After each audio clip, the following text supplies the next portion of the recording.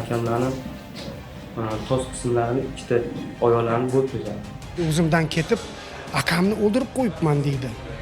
Keyin dedi bir qarasam dedi, oyog'ini kesyapman dedi. Toshkentda 24 yoshli yigit mudhish qotillik jinoyatini sodir etdi. Gap shundaki, sudlanuvchi dastlab o'gay akasi, so'ng esa homilador kelinoyisining hayotiga vahshiylarcha nuqta qo'ydi.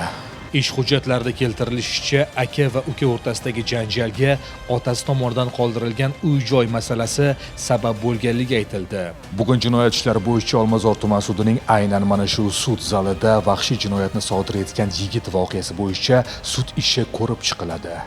Marhumaning opchasi bo'laman men. Qachon xabar topdinglar bu voqeadan? O'sha oktyabr oylarida. O'lib bir hafta kvartirada qolib ketgan. Anchadan beri janjal bo'lib yurgan, meros talashib yurgan. Bizga Toshkentdan telefon keldi. Morgdan olib ketinglar deb.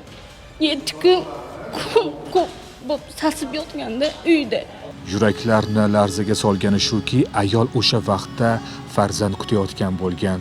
Uning 5 oylik homilasi ham dunyo ko'rmay nobud bo'ladi. Bosim qilaverdilar akamni. Orqaga o'girilib uydan chiqib ketayotgan paytimda orqadan urib qoldilar. Urgandan keyin jahlim chiqib ketib qoldi, ularni urdim. Yerda turgan gantel bilan boshlariga urdim. Keyin uylariga bordim, oxiri bo'lgan voqeani tushuntirib, etib chiqib, ichki ishlarga murojaat qilmoqchi edim. Eng ayanchlisi, uka jinoyatini yashirish maqsadida akasining tanasini bir necha bo'laklarga bo'lib, skotchlab, idishlarga solib, Olmazor tumanidagi kanalga tashlab yuboradi. O'zimdan ketib, akamni o'ldirib qo'yibman deydi. Keyin dedi bir qarasam dedi, oyog'ini kesyapman dedi. Keyin o'zimga kelsam dedi, Yandex taksida chaqirib, akasini oyog'ini taksini orqasiga qo'yib Toshkent shahrida olib yurgan. Keyin dedi, o'zimga kelib dedi, Toshkentga borsam dedi, kelinni oldiga kelib dedi, o'zimdan ketib bo'g'ib dedi, o'ldirgan meni singlimni, marhumani. Keyin chiqib ketayotganda shunda eshikni ochsa, singlim o'ziga kelganda, qilib o'ziga kelsa, unda qarab, "Voy, o'ziga keldi" deb qaytib borganda, bo'g'ib yana o'ldirgan. Men bu uni manyak deb hisoblayman, faqat umrbod jazo so'rayman. O'zimga kelsam bo'g'ib turgan ekan. Akangiz uyga qaytib borganingizda-chi?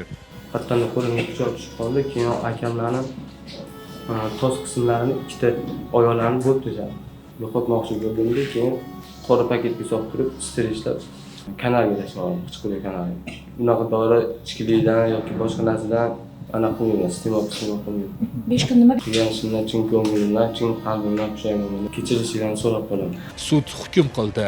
Sudlanuvchi Sudlanuvchiga O'zbekiston Respublikasi Jinoyat kodeksining 97-moddasi 2-qismi B va OR bandlari bilan 21 yil muddatga ozodlikdan mahrum qilish jazosi, O'zbekiston Respublikasi Jinoyat kodeksining 169-moddasi 3-qismining A bandi bilan 6 yil muddatga ozodlikdan mahrum qilish jazosi, O'zbekiston Respublikasi Jinoyat kodeksining 134-moddasi bilan 4 yil muddatga ozodlikdan mahrum qilish jazosi tayinlansin. Sudlanuvchiga O'zbekiston Respublikasi Jinoyat kodeksining 59-moddasi tartibida tayinlangan jazolarni qisman qo'shish yo'li bilan uzil-kesil o'tash uchun 24 yil muddatga ozodlikdan mahrum qilish jazosi tayinlansin. Jazoni umumiy tartibli koloniyalarda o'tashi belgilansin. Jazoni 4 yili turmaga qamash tariqasida tayinlansin. mulk talashib, jigarning hayotiga nuqta qo'ygan sudlanuvchiga qanday ta'rif berish mumkin? Hali dunyoga kelishga ulgurmagan chaqaloqning ushbu voqeada nima aybi bor? Sudlanuvchi berilgan muddatni-ku o'tab chiqar, ammo u bir umrlik vijdon azobidan qutula olarmikan?